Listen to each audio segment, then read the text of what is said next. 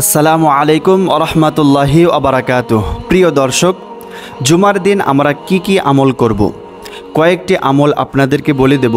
এই আমলগুলি করলে অবশ্যই অনেক সোয়াবের অধিকারী হয়ে যাবেন, অনেক সোয়াব পেয়ে যাবেন ইনশাআল্লাহ। আপনারা সর্বপ্রথম জুমার দিন যদি সম্ভব হয় তাহাজ্জুদের নামাজ পড়বেন।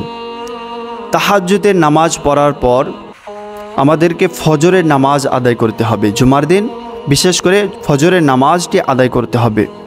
ফজরের নামাজ পড়ার পরে আমরা মসজিদে বসে সূরা ইয়াসিন পড়ব, কোরআন তেলাওয়াত করব। সূরা ইয়াসিন পড়া হয়ে গেল, তারপরে আরও কোরআন তেলাওয়াত করলেন। বিশেষ করে জুমার দিন সূরাতুল কাহাফ, এই যে সূরা কাহাফ রয়েছে, এই সূরা কাহাফটি আপনারা পড়বেন, সম্পূর্ণ পড়বেন। যদি না পারেন তাহলে প্রথম 10 আয়াত অবশ্যই পড়বেন।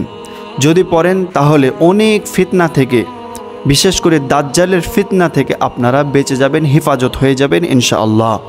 তাহলে জুমার দিন সর্বপ্রথম আমাদেরকে তাহাজ্জুদের নামাজ যদি সম্ভব হয় পড়ব, ফজরের নামাজ পড়ব, তারপরে কোরআন তেলাওয়াত করব। বিশেষ করে সূরাতুল কাহাফ এটা সম্পূর্ণ পড়ব। যদি না পারা যায় তাহলে প্রথম 10 আয়াত আমরা অবশ্যই পড়ব। তারপরে আমরা জুমার নামাজের জন্য আগে প্রস্তুতি নেব, অর্থাৎ গোসল করব।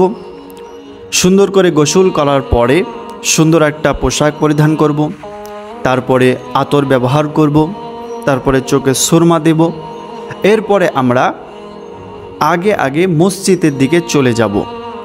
মসজিদে যাওয়ার পরে আমরা প্রথম কাতারে বসার চেষ্টা করব। যদি না জায়গা পাওয়া যায় তাহলে দ্বিতীয় কাতারে বসবো, যেখানে জায়গা পাওয়া যাবে সেখানেই বসবো। আমাদের চেষ্টা করতে হবে প্রথম কাতারে বসা, কারণ প্রথম কাতারে বসার এর ফজিলত আলাদা রয়েছে, এর সোয়াব অনেক বেশি রয়েছে। দ্বিতীয় কাতার তুলনায় প্রথম কাতারের সোয়াব অনেক বেশি রয়েছে। তারপরে আমরা চুপচাপ ইমাম সাহেবের খুতবা শুনব, নামাজ পড়ব। নামাজ পড়ার পর এই জুমার দিনে বিশেষ একটি আমল রয়েছে, সেটা আমাদেরকে করতে হবে। সেটা হচ্ছে দরুদ শরীফ পড়া। এই জুমার দিন আমাদেরকে বেশি করে আল্লাহর নবীর ওপর দরুদ পড়তে হবে। সবচেয়ে ছোট যে দরুদটি সেটা হচ্ছে সাল্লাল্লাহু আলাইহি ওয়াসাল্লাম। এই দরুদটি আপনারা চলতে ফিরতে পড়বেন।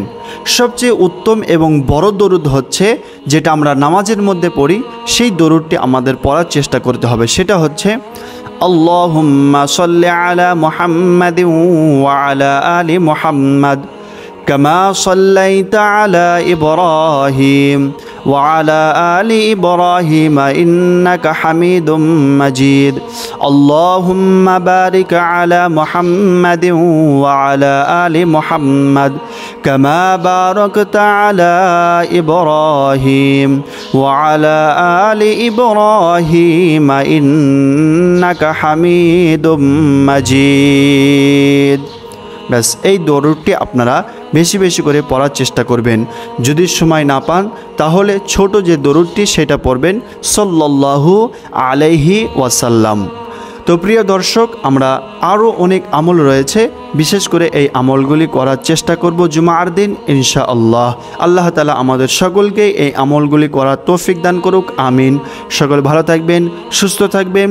আসসালামু আলাইকুম ওয়া রাহমাতুল্লাহ।